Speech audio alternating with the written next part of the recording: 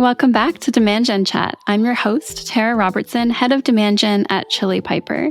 And in this episode, I'm joined by Rosalyn Santa Elena, founder and CRO at the RevOps Collective. We chat about how working closely with RevOps can be key for marketers to succeed, especially in tough times, what's top of mind for her RevOps clients right now, and what teams should know before they bring on a dedicated RevOps team. I hope you enjoy my conversation with Rosalyn. Rosalyn, thank you so much for joining me on Demand Gen Chat. Well, thank you for having me. I'm excited to be here. Of course. I'd love to start with, I know you've been running RevOps Collective for over 6 months now. How are everything's going? Yeah, it's been really, really fun. It's exciting. It's definitely not something that I wasn't really expecting to kind of be a solopreneur, but I am really, really enjoying just bringing RevOps to more organizations as well as to more people. So it's been great. Thank you for asking. Very cool. Yeah, it's been fun to watch from LinkedIn updates, which is how I've been keeping in touch. So it's been great.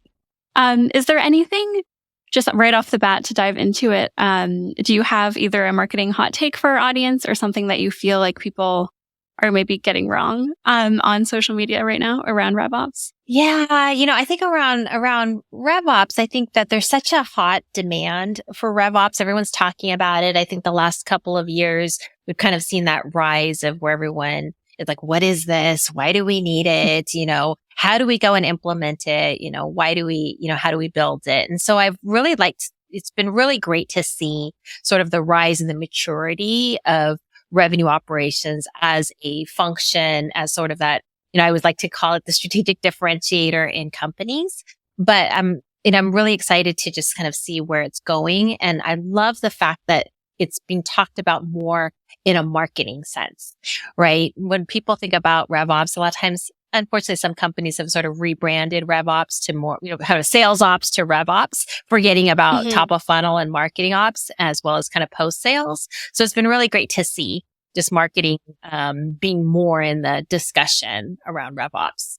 Yeah, that's interesting you mentioned that because I've definitely seen them as separate in the past. I think it is a newer trend to have ops as kind of its own standalone department. Is that typically how you recommend companies you work with structure their operations teams? Yeah, absolutely. I think revenue operations to me is really the end-to-end operational infrastructure to support really your entire revenue process. If you think about, mapping that to the customer journey, right? We talk about customer journey a lot. I think about customer lifecycle, whether it's, initially from top of funnel, there's interest through being a prospect, through being a customer, but also in SaaS, especially important is once they become a customer, driving that customer success, their services, implementations, right? Renewals, growth. So it's entire life cycle of a customer that really revenue operations should support. And that's from a, people, process, tech perspective, but also from data and insights and then strategy as well as enablement. So I think in its true form, it's really to support the entire customer life cycle. But a lot of companies, as you kind of alluded to too, is that they're still focusing on certain pieces of the funnel. And I think unlocking really that power of RevOps is having that holistic body of operations, looking at the entire customer journey. Yeah, one thing I'm hearing, you brought up kind of the customer success side, so I'm curious to touch on that. One thing I'm hearing a lot this year, specifically from marketers, is we used to focus on MQLs, bringing leads in, but all of a sudden my exec team wants me to also care about churn and renewals, and I have no idea where to approach that. So is that typically something that you help companies out with? And how do you recommend they approach that? Because it's such a new kind of piece of that funnel. It's funny because it's funny you ask because it's pretty timely. I've been on my soapbox a little bit the last couple of weeks, just really talking about the customer, right? Because I think a lot of times organizations, especially in a downturn market, we talk about, we need to focus on our customers. We need to focus on retention, but they talk about it and don't really do a lot of the things that we should be doing, right? And I think from a customer perspective, there's so much learning for marketing. Right? You think about when a customer actually signs a piece of paper, decides to be your customer, like why did they buy? Why do they stay? Right? Why do they renew? Why do they expand? There's so much learnings there that you can very easily feed back into your demand gen engine, back into your top of funnel activities, and understand, so many different things. I mean, you can refine your ICP. You can start to really understand your target personas. You can really hone in on the messaging to those personas around what resonates, right? Why did these customers buy, and how do those use cases resonate with your prospects? But also, even if a customer leaves, right? There's a lot to learn there, not just from a sales perspective, but also from a marketing perspective. Was the customer just not a good fit to begin with? Should we not be marketing to these folks, right? Or is there something different that we could have done, throughout the early stages of the customer lifecycle to be able to better support them and drive value so that they do stay, right? But there's so much learnings there to feed back into marketing. So I know it's a bit overwhelming, but I think to your point, obviously, the more insights we can gather, the more customers we can go get that are our ideal fit. So super important. But how would you recommend marketing work with operations if taking on that customer piece is new for the team? One of the things I guess that ops is really good at, I think, and that is been probably one of the reasons why a lot of companies focus in on like we need ops. And the first thing they think about is either tech stack, right? Or they think about data, right? Although operations is a lot more than that, but I think that that's where a lot of the pain comes from, right? So if you think about the data, a lot of times we're flying blind. We don't have the insights we need. We don't have the data at the right time. And that's where operations can really come in and help. And from a marketing perspective, when you think about the customer, all of that data about why did we win? Why did we lose? At the deal level, but also, again, why do customers stay with us? Why do they renew? Why do they leave? What value are they seeing? So a lot of those insights that operations is gathering for sales as well as for customer success to keep driving, more customers and keep customers. All of that should also be leveraged by the marketing team to feed into your messaging, your content, your website, right? All of the things that you do to reach out to your customers as well as to drive interest in your brand. Those are all learnings that you should be leaning in on operations for. Yeah, that makes a lot of sense because at least in my experience, our customer success counterparts work super closely with ops because, again, to your point, they need those insights to grow things like headcount, but they also need to know why are customers churning and have a solid story behind that, where sometimes those insights don't make it back to marketing, which is a shame. Yeah, which really is because it really can help you redefine and kind of iterate your ICP. You can start to iterate on your personas, all the messaging, the collateral, the content, all the things that really help drive the marketing engine. Those are the insights you need to be able to, coupled with other insights, of course, but learning from your customers is, what better information than from the folks who actually are using your product or your offering. You mentioned tech stack, and I was laughing because I feel like a lot of the time that's what execs think that ops does. Maybe not RevOps, but marketing ops a lot. Yes.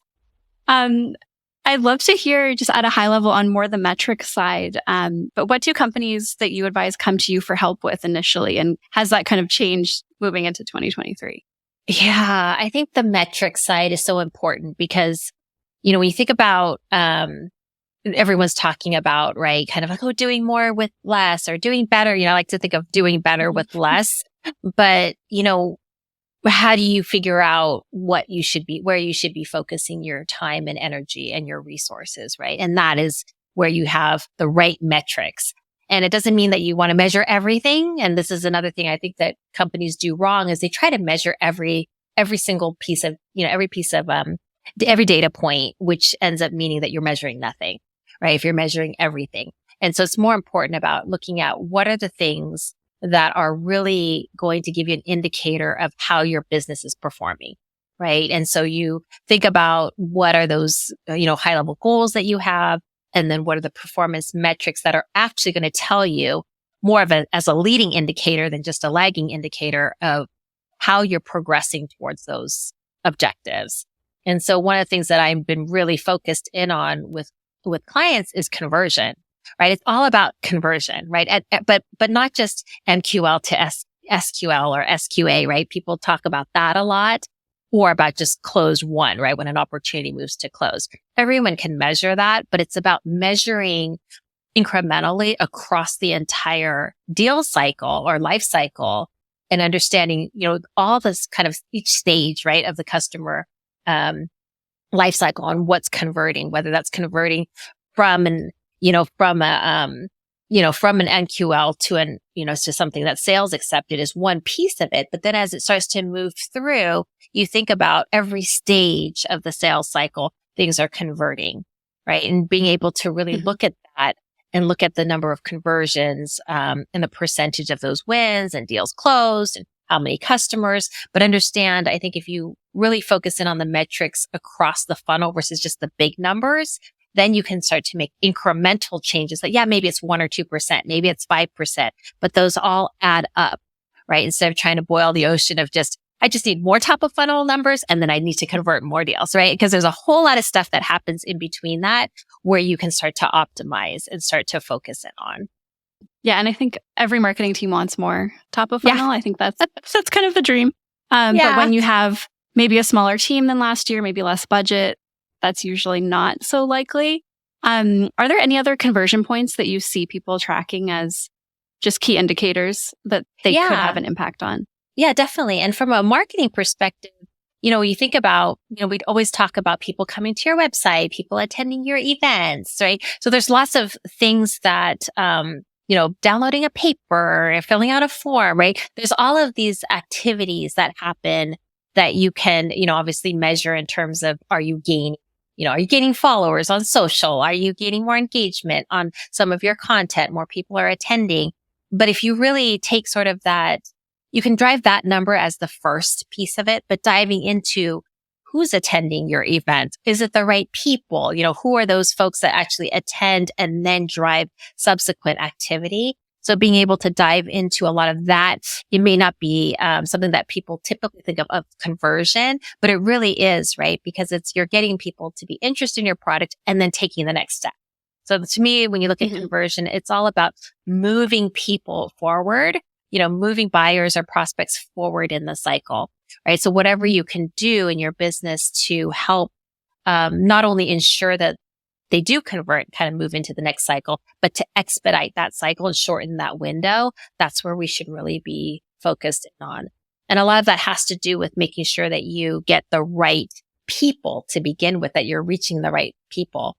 I can't tell you how many times you've probably seen this too, but how many times businesses aren't really sure who their ICP is, right? They say, I sell to B2B SaaS, or I sell to technology. And that's like, okay, that's tens of thousands of customers. But to your point about, when you don't have as many resources and you don't have this unlimited amount of budget, you have to spend your time and your money, and your resources in the right place. So you have to be laser focused on what is the best ICP, the best accounts I should be going after, right? The best people.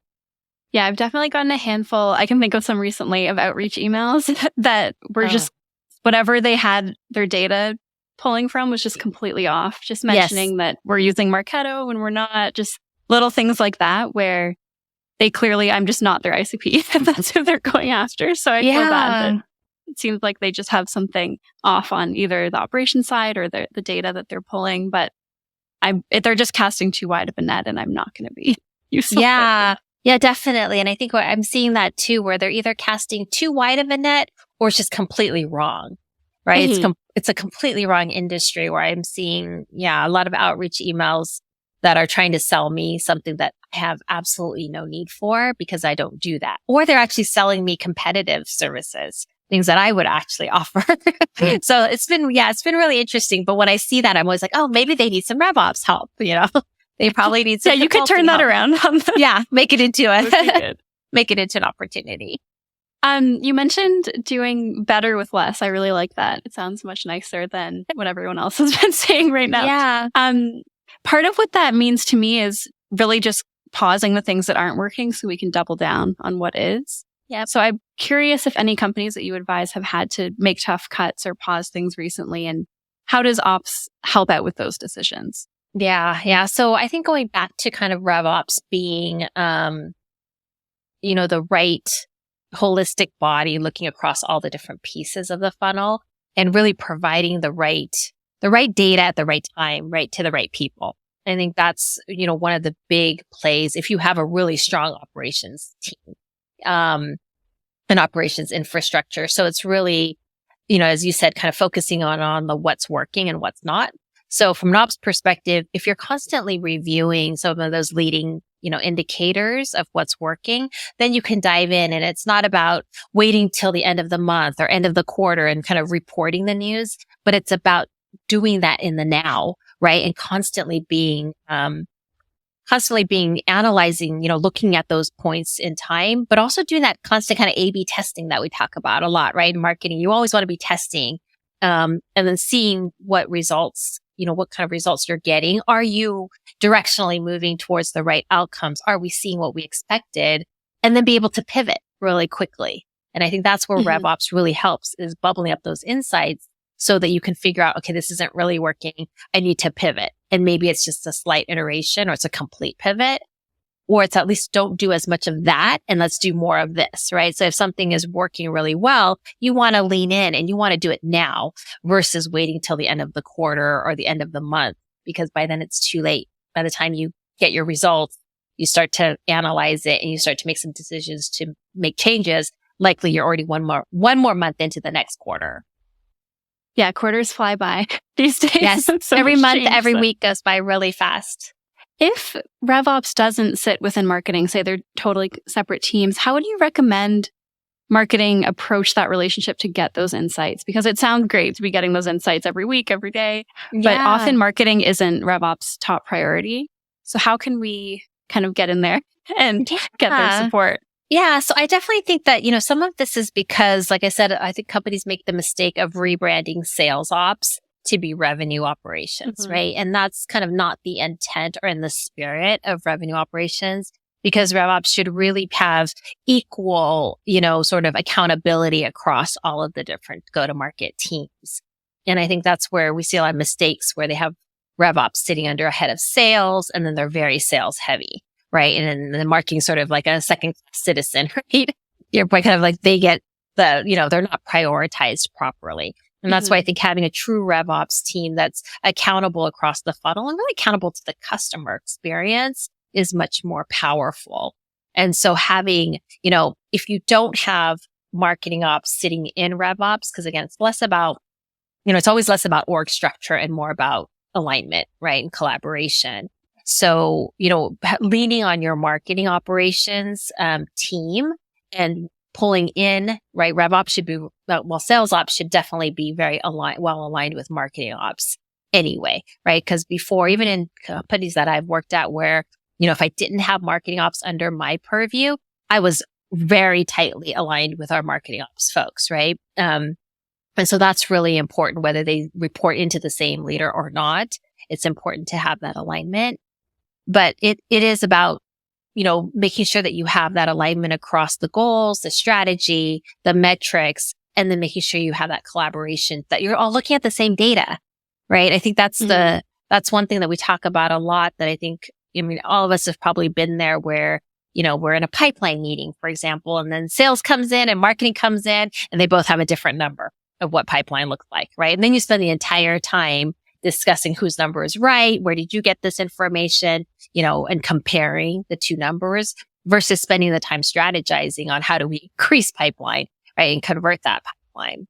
So yeah, I think marketing, if you have your own ops team, right, and even if it doesn't sit under a RevOps umbrella, but it's marketing ops, you should be leveraging them, right? And not just about marketing automation or running your campaigns or sending out your emails, but it's about leveraging them as a strategic partner, right? And that business partner to really help you get those insights and understand what's happening in your business and be able to really, we talk about ops being kind of the person that helps you see the blind spots, kind of helps you see around the corners, through telling the stories that the data is telling us. And so even if you don't have RevOps, marketing ops, leverage them. They're not just campaign ops, right? They shouldn't be. They should really be that marketing thought partner and business leader. Yeah, I love that analogy of ops seeing around the corner or seeing the blind spots, because often us especially in demand gen, we're the ones either launching campaigns or with our idea for a campaign. So if it's your baby, it's hard to see, oh, so this probably shouldn't be running anymore. It's not really pulling its weight. Yeah, exactly. And then if you don't have a formal kind of marketing ops, but leveraging, kind of back to your question about how do I pull in RevOps, it's all about, hey, here's the data I see. What are you seeing? Right? Because it matters to the sales team as well in terms of what's happening top of funnel. And at the end of the day, it's about how do we get better? Everybody at the end of the day wants more revenue faster. Right. So I think by kind of being able to share those insights and see, well, hey, what am I seeing? And then talking and saying, hey, what are you seeing? And kind of putting that together, you get a full picture, right? Which is kind of what RevOps is trying to do. But even if you don't have it, there's nothing holding, marketing folks from talking to salespeople and sales kind of talking to marketing. So yeah, I love that. Yeah. And you're right about, I'm sure all of us have been in that meeting where the head of marketing and the head of sales have a totally different dashboard, different numbers. Yeah. And instead of spending the time productively on the insights piece, on what customers are saying, people are refreshing dashboards, trying to figure out what the numbers don't match. Yeah. And then they're spending all their time. Yeah. They're all spending all their time figuring out where's the delta, right? What's different? Like your data is different from mine because of what, right? Versus, like you said, versus kind of strategizing on how do we make this better? Yeah. And then the team obviously doesn't get much direction from their exec because their exec is just in that kind of back and forth. So yeah. We're looking ahead to the future. I know companies are coming to you looking for not just tactical advice, but strategic as well. So I'm curious, other than what we've already talked about making RevOps more of a strategic partner, is there anything else that you really think are looking forward to this year that you think will change on the RevOps side? Yeah, I definitely think that the last couple of years we've seen, this kind of rise of RevOps. We've seen it be better defined and more folks embracing it. But I definitely, one thing that I'm more excited that I've seen recently is I've definitely seen, we kind of touched on this a little bit already, but I think we've seen companies realizing that marketing, is a huge driver of revenue, right? It's no longer about, pretty brand templates and nice logos and things like that, right? Marketing has such a huge hand in driving revenue. And I think having that RevOps presence and bringing more marketing ops folks into the fold around revenue operations and letting them be exposed to the entire funnel is only going to continue to accelerate business for all organizations, because then now you have the power of not just ops in the middle of the funnel or post close of the funnel, kind of the tail end, but now you've got top of funnel as well into the fold. So I think it's really exciting. I think it's a challenge because, marketing and sales have always been very, separate. And I think from a marketing ops perspective too, they don't, they're kind of suspicious about this RevOps, what's going on with this revenue operations function. So there's a little bit of that, but I think it works if you have a RevOps leader who truly understands marketing ops and sales ops and post sales ops, right? Kind of the CS ops world. Where it doesn't work is when you have a sales ops leader who just gets promoted into a RevOps and all of a sudden they have marketing ops, but they don't know how marketing ops runs. Right. And so similarly with this on the sales and marketing side, right? When you have a CRO who is just only understands sales and doesn't understand marketing, that's where you have that friction as well. But I am very excited about, I think we're going to continue to see more alignment around RevOps. I think we'll see more marketing CMOs as well embracing RevOps as they start to figure out how do we work better together and kind of break down those silos and have more of that synergy and holistic view across the funnel. Yeah, I think, like you said, it's a little overwhelming for some marketers, but knowing that we can have visibility into that full funnel and getting that feedback loop is really exciting for some of us to improve targeting, everything that we can do. Top 100%. Yeah, I love that. Great. So I know we're coming up on time. We'll move on to our quick fire round. First, is there another marketer you follow that our listeners should go check out? Yeah, when I think about marketing, I mean, I know he's no longer a CMO, but I think so. Udi Lettergore is I think he's one of those folks in marketing who is just he's always doing something totally different. So I would say anyone in marketing at Gong for sure. I mean, they're big about creating sort of these raving fans, right? But I think there's definitely there's so many great marketers out there. It'd be hard to kind of pick one, but when you mentioned it, I'm like, oh, I was thinking of him just because they were doing things, the first company to do a Super Bowl ad, right? And some of those those other things. So that are just always thinking about out of the box, right? Kind of thinking things that are sort of out of the box. I love that. That's great. Yeah, I'm sure a lot of our listeners know Udi, but great recommendation for sure. Yeah. What's in under the radar could be a channel or a tactic that either you or one of your customers is really excited about right now. Yeah, I think everyone's talking about social, right? And kind of the dark social that we all talk about, which I don't know if it's under the radar because I think it's way above the radar now. Everyone's talking about it. Yeah, it's almost come back around, right? Because we see all these folks that are now social evangelists, right? This title has become really popular, but I'm really excited about it because I do think that a lot of teams that are doing it right, they are building such a brand presence that